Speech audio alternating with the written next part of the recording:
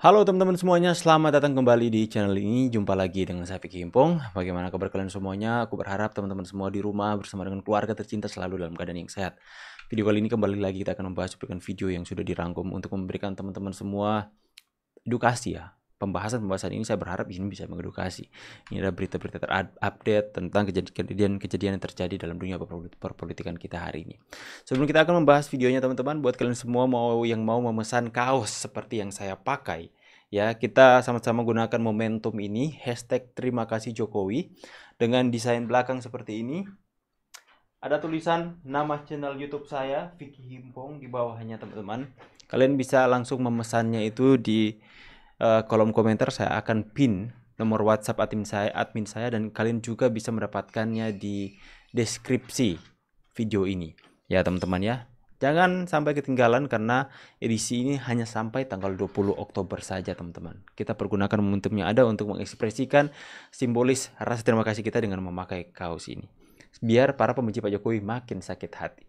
Kita akan segera membahas videonya satu persatu. Let's do this guys. Ada apa sih, rame banget?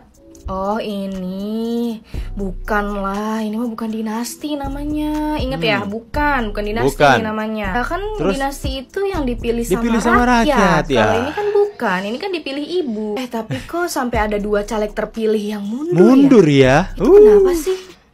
Mana nih yang kemarin teriak pas demo, negara ini bukan punya keluarga tertentu. Reza Rahardian langsung cuma nama. Teriak lagi karena kan ini bukan Widodo Dynasty gitu, ya kan?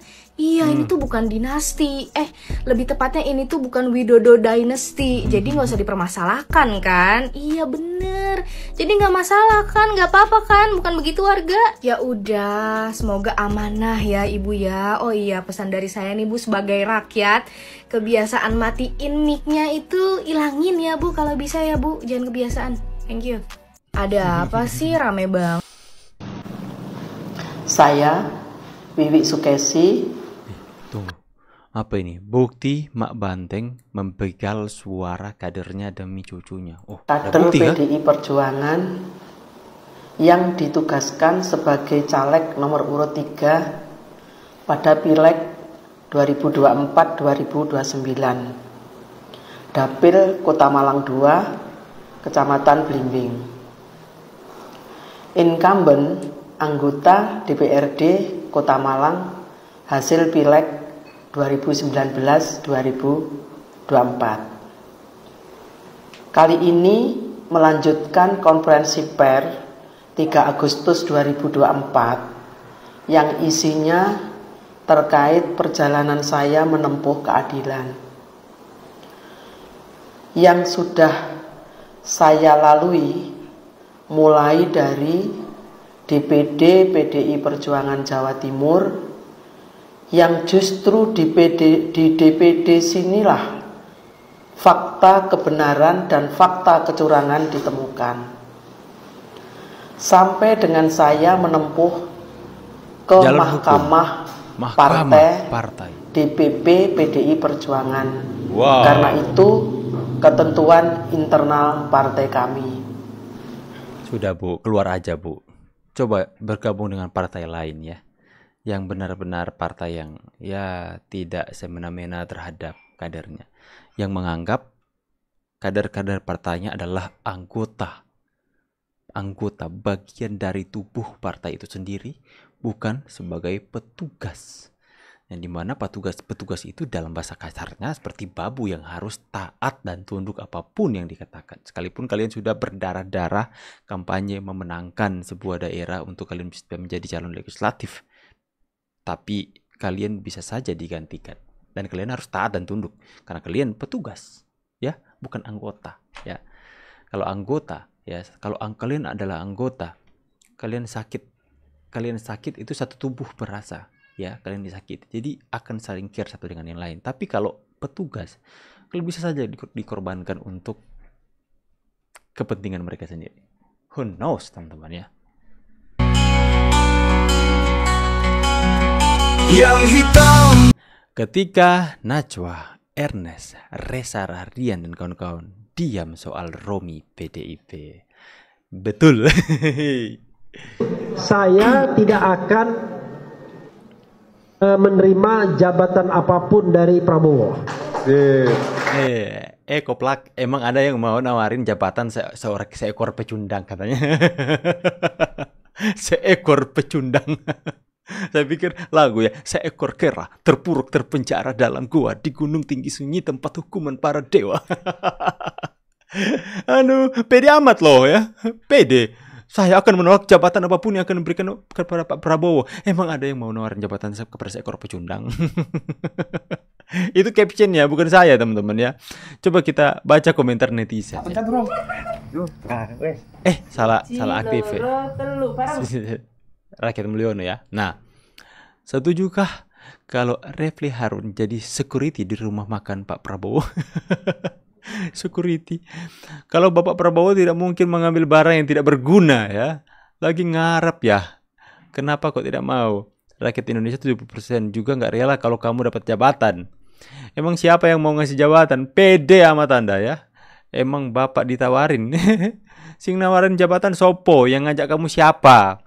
Saya yakin Pak Prabowo juga nggak bakalan nawarin jabatan. Aduh, nada suaranya berat sekali, dalam hatinya ingin sekali. Mimpi kali katanya. Aduh. Sangat-sangat lucu ya teman-teman ya. Menghayal dia ya. Bunuh Jokowi. Siap kita bunuh Jokowi. Masukkan dia dalam penjara. Dan seumur hidup. Jual ayat Al-Quran mau bunuh Jokowi. Penjarakan seumur hidup. Assalamualaikum. Kita sudah bahas ini ya.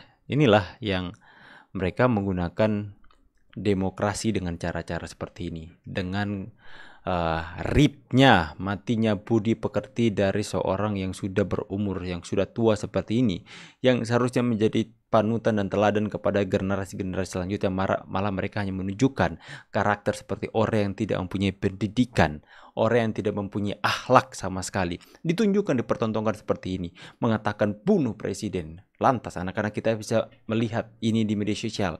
Ya, generasi-generasi muda bisa melihat kok orang-orang tua kita ini bisa dengan bebas mengatakan bunuh presiden ya.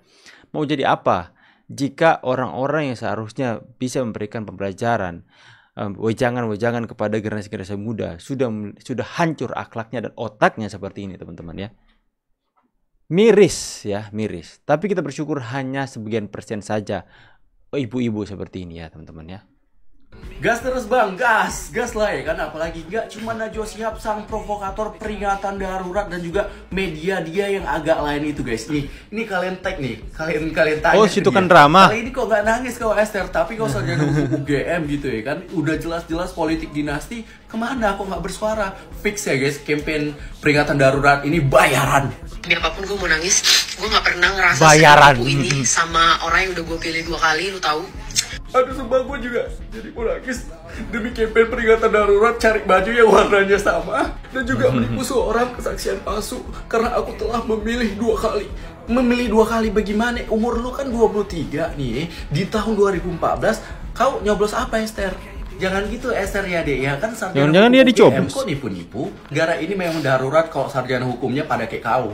Nah sekarang sudah saatnya nih kamu speak up, kan kamu anak hukum. Pastinya tahu dong cucu Soekarno ini melanggar hukum dan juga merusak demokrasi. Buat apa diadakan pemilihan anggota DPR kalau anggota DPR-nya bisa dipilih sama orang partai? Nah sekarang kalian lihat TikToknya narasi medianya si Najwa Shihab. Nggak ada tuh yang membahas politik dinasti. Udah ketahuan kan? Ya bagaimana nih orang seorangannya kurang kenceng.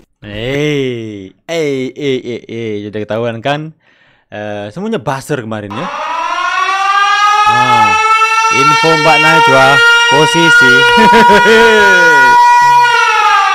Mbak Najwa info posisi di mana? Peringatan darurat Mbak Najwa.